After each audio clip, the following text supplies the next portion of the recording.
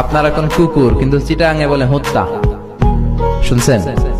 ভয়ঙ্কর এক ভাষা চট্টগ্রামে। ডিওজি ডগ, প্রাথমিক স্কুলে পড়ায়, পড়ো বাবারা, ডিওজি ডগ, ডগ মানে হুত্তা, ডিওজি ডগ, ডগ মানে হুত্তা।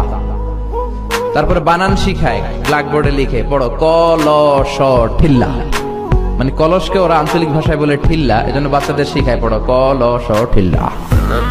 মানে ক ল স পর্যন্ত ঠিক আছে, কিন্তু উচ্চারণে ভেজাল আছে না নাই? আমরা তো বিভিন্ন জেলায় ঘুরি, এগুলো দেখি। আবার নোয়াখালীতে গেলে ওদের ভাষাটা খুব শর্ট, একেবারে শর্টে মেরে দেয়। আমরা বলি তুমি খেয়ে শুয়ে যাও, ওরা বলে তুই খাই হুতি যা।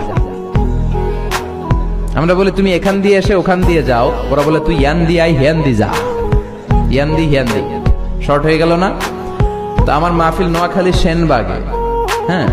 তাই আমি বললাম, ও সেনবাগের ভাইয়েরা, আপনারা পানিরে কি কন? কয় হানি। পান রে কি কন? কয় হান। আমি কই তাহলে পেপে কি হবে? একজন কয় হে হে, আর বাকি সবাই কয় পাপিয়া। আসলে ওরা পেপেরে পাপিয়া বলে, তার মানে জাতে মাতাল, তালে পেপেরে বলে পাপিয়া। তো আমার বাসা ঢাকার ড্যামরায়, বাসার পাশেই নোয়াখালীর এক লোক বাসা রাখছে। এদের সাথে থাকতে থাকতে আমি ছোট্টবেলা থেকে নোয়াখালী বাড়ি।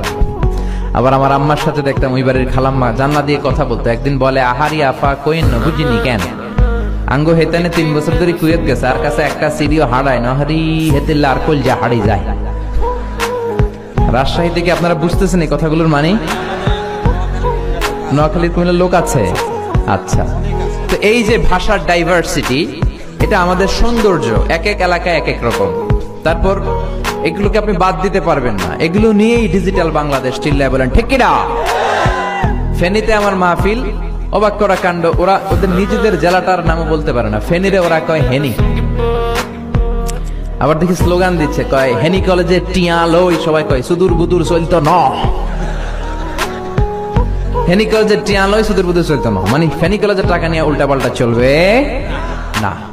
এরপর নরসিংদীতে রায়পুরাতে আমার মাহফিল ছিল। রায়পুরার ভাইদের সমস্যা হলো এই র বলতে পারে না, র এর জায়গায় বলে ল। রায়পুরার ডাকে লাইপুরা, লাইপুরার লাতা মুরগি দিয়া লাইতের বেলা কাইয়া লেলাইন দেয়া ফুটছি। তার মানে তার বাক্যে যতগুলা র ছিল সে বলছে কি ল। আপনাদের রাজশাহীর অনেক সমস্যা আছে দেখলাম। সমস্যা বলতে মানে ভাষার ডাইভার্সিটি, সৌন্দর্য। আপনাদের মুখ দিয়ে অনেক কথা বের হয় না, হ্যাঁ। এরপরে দেখলাম ময়মনসিংহ, কিশোরগঞ্জ, এই ভাইয়েরা খ বলতে পারে না, খ এর জায়গায় বলে ক। তো একজন বলতেছে, হুজুর টিভি সারুন, কবর দেখবাম, কবর। আমি বললাম, কার কবর? জিয়ার কবর না বঙ্গবন্ধুর কবর? কয় রাত 8টার কবর। আচ্ছা, আসলে কি শব্দটা কবর না খবর? বলে কি? বলে কি কবর। সিলেটে তার উল্টা, সিলেটে ক কইতে পারে না, খালি কয় খ। আমি যাচ্ছি কাতার, একজনের পাশে বসা, কয় আপনার বাড়ি খনখানো। খনখানো পড়ছইন মানে কোথায় পড়েছেন? বলে আমি এই খানো দাঁড়ামো, তুই খিতা করবি খর। সুবহানাল্লাহ পড়বেন না? এক দেশ, 68,000 বর্গ মাইল, সুজলা সুজলা শস্য শ্যামলা। এক জেলায় গেলে একরকম, এই জেলায় আরেক রকম, ওই জেলায় আরেক রকম। আর পুরান ঢাকায় যদি যান, ওরা কথায় কথায় বলে হালা হালা হালা হালা, আছে না নাই? বরিশালে যদি যান, কথায় কথায় বলে মনু মনু মনু।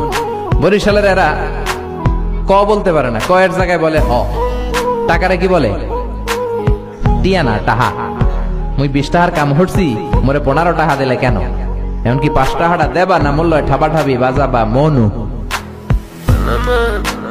আর যদি ঢাকাতে যান, বাপে পোলারে কয় হালা, পোলায় বাপরে কয় হালা। আমার এক চাঁদপুরের বন্ধু, এখানকার খতিব, আমার ফোন দিয়া কয়, আবে হালামি জান, কেমন আছো তুমি? আমি বললাম, তোর বাড়ি চাঁদপুর, হালা বললি কেন? বলতেছে 3 বছর খতিবের চাকরি করতে করতে ওদের সাথে মিশতে মিশতে আমরাও বলে ফেলাইছি। ওরা মাহফিলেও কয় আবে হালাই, সুবহানাল্লাহ কন্যা গেলা, একেবারে অভ্যস্ত। আপনারা বাকেরখানির রুটির নাম শুনছেন? শুনছি। আচ্ছা, এই বাকেরখানির রুটির সম্রাট, মোগল আমলের সম্রাট বাকের খা, চা দিয়ে ভিজিয়ে ভিজিয়ে খায়। এটা আমি খেয়েছি অনেকবার, আপনারা খেয়েছেন বা দেখেছেন কিনা জানি না। পাবনার এক লোক ঢাকায় আসলো এই রুটি কিনবে। তো দোকানে ঢুকছে, বাকেরখানি রুটির দোকানে ঢুকে দেখে দোকানের মালিক বয়স প্রায় 60। কত? তো 60 বছরের মুরব্বী ছোট্ট একটা বাচ্চারা ডাক দিছে, আবে হালায়, এতক্ষণ দেরা পাঠাইছি, হালায় আইতে দেরি করছিস কেলায়? ছোট বাচ্চাটা আবার মুরব্বীর উত্তর দিচ্ছে, আমি হালায় দেরি করছি, তোমার হালায় কি হয়েছে? এখন পাবনার লোক পড়ে গেছে বিপদে, ও ভাবতেছে আসলে কোনটা শালা আর কোনটা দুলাভাই। তো ভাবলো জেনে নেই, মুরব্বীরা সালাম দিচ্ছে, চাচা আসসালামু আলাইকুম, আমি আসছি পাবনা থেকে বাকরখানি রুটি খাবো। ও আপনারে কয় হালা, আপনি ওরে কোন হালা, আসলে কে হালা? কয় আবে হালায়, তুমি হালায় মাঝখান দিয়ে ঢুকছো কেলা? মানে আমি ওর একটা কইছি, ও আমার একটা কইছে, শেষ সুদবুদ, তুই ঢুকছস কে? কয় আপনি আমারে হালা কোন কে? কয় বাজান, এই হালাটা আমরা গালি দিয়ে বলি না, এটা ভালোবেসে বলি। এক দেশের গালি আরেক দেশের, এক দেশের বুলি আরেক দেশের। এই যে ভাষার ডাইভার্সিটি, এটা কোরআনেও আছে। আমি তো আরব বিশ্ব ঘুরেছি, কোরআনেও এটা আছে। এক শব্দ এক এক দেশে এক এক রকম বলে। এই কোরআনের মধ্যে 7টা কেরাত আছে, অনেকে জানে না, আবার অনেকে জানে। হিশাম বিন হাকিম বিন হিজাম বুখারীর বর্ণনা, সূরা ফুরকানকে অন্য কেরাতে পড়ছিলেন, যে কেরাতটা ওমরের জানা ছিল। বুঝানোর জন্য বলি, ধরেন হিশাম পড়ছিল ওয়াদ-দুহি ওয়াল-লাইলি ইযা সাজা মা ওয়াদ্দা'কা রাব্বুকা ওয়া মা ক্বালা ওয়ালাল আখিরাতু খায়রুল লাকা মিনাল উলা। এরকম কেরাত শুনছেন কখনো? শুনেন নাই। ওমর ফারুকও শুনে নাই, আপনি শুনেছেন যেহেতু বিদেশে ছিলেন। ওমর ফারুকও শুনে নাই। সাইয়েদনা ওমর ফারুক ঘাড় ধরে বিশ্বনবীর কাছে আনলেন, বললেন ইয়া রাসূলুল্লাহ, দেখেন কেমনে কোরআন পড়ে, আপনি শিখিয়েছেন একরকম, এই বেটা পড়ে আরেক রকম। এইভাবে ধরে রাখছে কলার। ওমরের মেজাজ নরম না গরম? এরকম একটা ওমর যদি থাকতো, বাংলার জমিনে কোনো বেয়াদব খুঁজে পাওয়া যেত?